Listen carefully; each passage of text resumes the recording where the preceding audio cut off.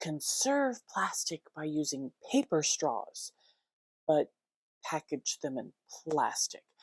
Reduce fossil fuels by using electric cars, but charge the batteries by burning fossil fuels.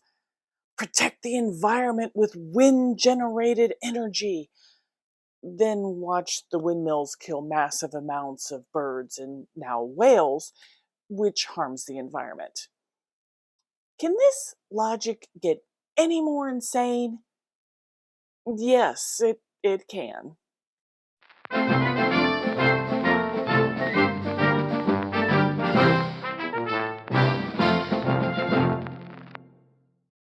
Rosie the Riveter here, dropping more truth bombs to destroy fake news and propaganda. Before we get started, please take a moment to like this video and subscribe to my channel. It really does help share the truth with more people. And don't forget to hit the notification bell to get more videos when they are uploaded. Let's get into today's riveting topic. During Barack Obama's presidency, he made no secret that he wanted to bankrupt America's coal production and our use of fossil fuels, investing instead in alternative energy options. Let me sort of describe my overall policy. I mean, what I've said is that we would put a cap and trade system in place that is as aggressive, if not more aggressive, than anybody else's out there. I was the first to call for 100% auction on the cap and trade system, which means that every unit of carbon or greenhouse gas that was emitted would be charged to the polluter. That will create a market in which whatever technologies are out there that are being presented, whatever power plants that are being built, that they would have to meet the rigors of that market and the ratcheted down caps that are imposed every year. So if somebody wants to build a coal-powered plant, they can. It's just that it will bankrupt them because they're going to be charged a huge sum for all that greenhouse gas that's being emitted. That will also generate billions of dollars that we can invest in solar, wind, biodiesel, and other alternative energy approaches.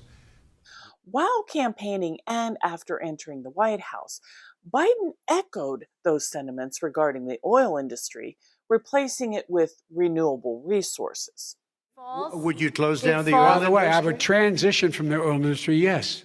Oh, I will that's transition. a big statement. It is a big statement. That's a because big statement. I would stop. Why would you do that? Because the oil industry pollutes significantly. I see. Here's the deal. But That's you a can't big do statement. that. Well, if you let me finish the statement, because it has to be replaced by renewable energy over time.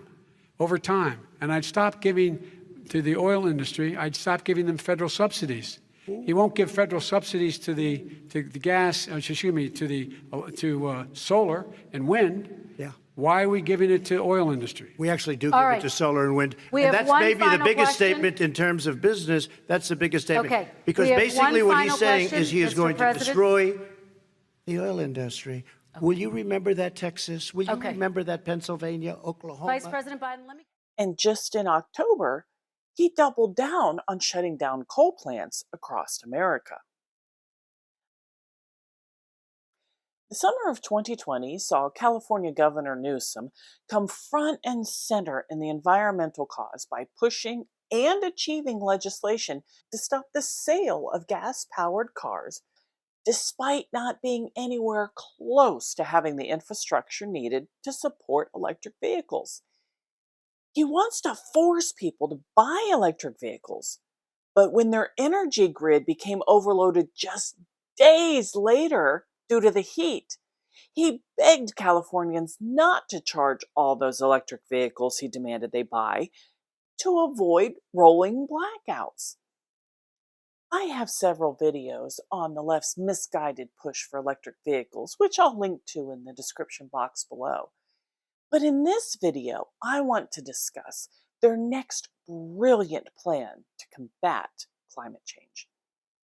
To fix this apparent, obvious, and glaring problem, the left is praising solar and wind power harder than ever. They believe we should use natural elements like the sun and wind to generate all the energy we need. Obama tried to get this movement going by giving millions to Solyndra, a solar power company, only to have them literally take the money and run. After their collapse, millions of dollars of product was just destroyed instead of being used to, if nothing else, recoup some of their losses. Not to mention, if the solar power was the goal, why would you destroy all those panels? Fast forward to today, and the left is still driving this agenda to abandon fossil fuels to utilize nature. Do you know what else they want to do too? The White House is now getting behind a Bill Gates initiative to dim the sun because the sun is causing climate change. Let that sink in, America. Well, they are convincing everyone to get solar panels, products designed to generate electricity from the sun. They are also starting a program to block out the sun. Even Californians admitted this summer that the state loses solar power when the sun goes down. Now they want to purposely block it during the day? Either these people are totally incompetent, pushing policies that completely contradict each other, or they are purposely doing these things to destroy society. Either way, they need to be put out of our government, out of power, and ignored by society. Yet energy is not the only benefit from the sun we will lose if this plan moves forward. Vitamin D, which we get directly and naturally from the sun, will be greatly reduced.